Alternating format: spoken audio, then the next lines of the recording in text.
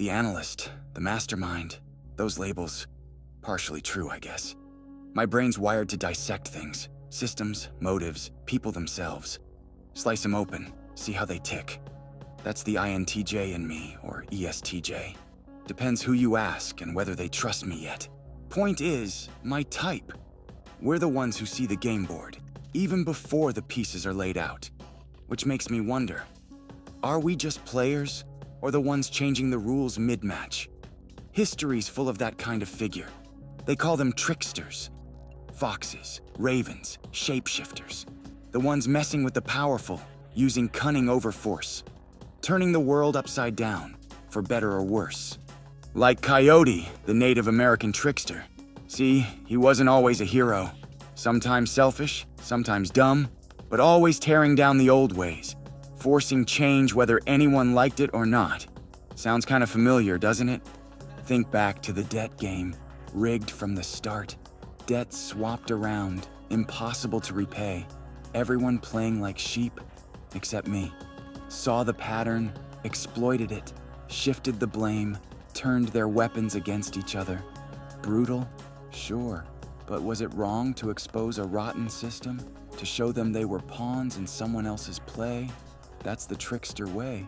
Force people to wake up, even if it means getting your hands dirty.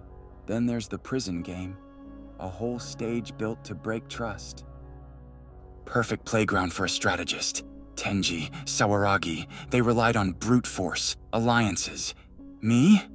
I saw the cracks in their system, their fears.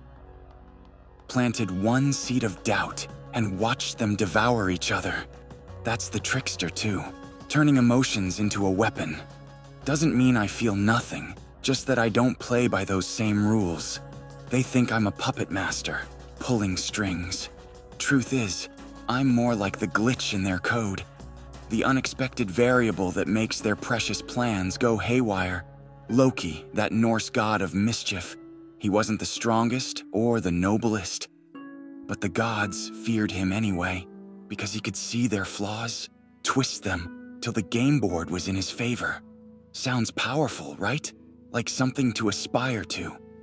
Here's what they don't tell you about tricksters. There's a price.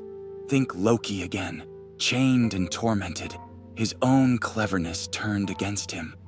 See, the world's built on order, laws, expectations, hierarchies. You try to change that, it's gonna fight back. People hate what they can't understand, even if that thing is trying to save them.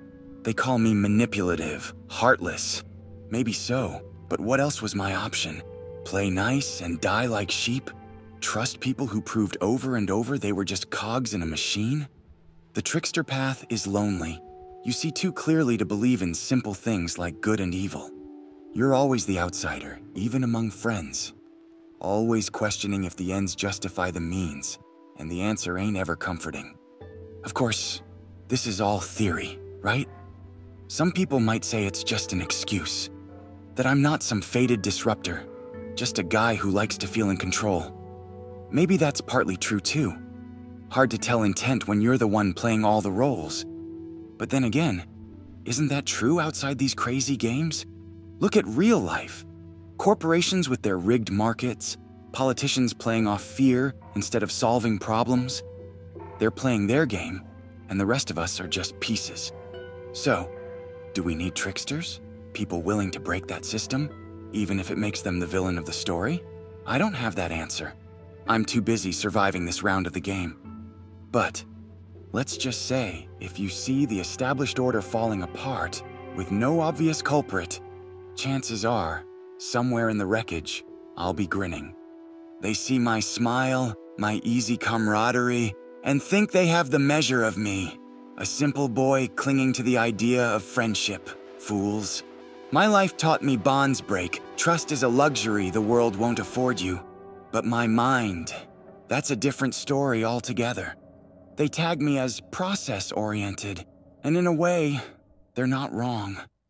I can chart the flow of events, the shifting power plays, the way individual motivations ripple out to impact the whole group. It's like a chessboard, not of individual pieces, but of entire strategies unfolding at once. That's why I can maneuver circles around those dynamic types. They're stuck playing one layer at a time, while I'm seeing the entire game. I don't revel in manipulation for cruelty, like some might think. I play because I must. Survival demands it. You don't climb out of the mire I was born into just by being nice. But don't get me wrong, I see insults. I file them away like knives. Social standing is as vital a weapon as any. They think I'm slow, hesitant. Another misconception, I'm weighing options, angles they won't even see until it's too late. See, that first game, that bluff, that wasn't some fluke, some wild gamble. I saw the crack in their foundation, the wavering trust. You have to read into the potential of a thing, use the rules against themselves. It's like they see the world as it is, and I see it as it could be. Not just what moves are on the board, but what moves I can force into play. And yet, that efficiency, that logic everyone points to, it's a weapon honed for a purpose. I've got to get to the why in every game, every betrayal. Is it greed? Loyalty? Fear? Each string tells me how to counter, how to pull them. The tricky part is, they see the results, not the process. All those plans I weave in my head, well, no one sees them but me. But I don't need their applause. The fact that I'm winning, moving pawns, without them even knowing there's a player. That's all the proof I need. I'll keep my secrets, thank you very much. Let them underestimate me. It makes those victories all the sweeter.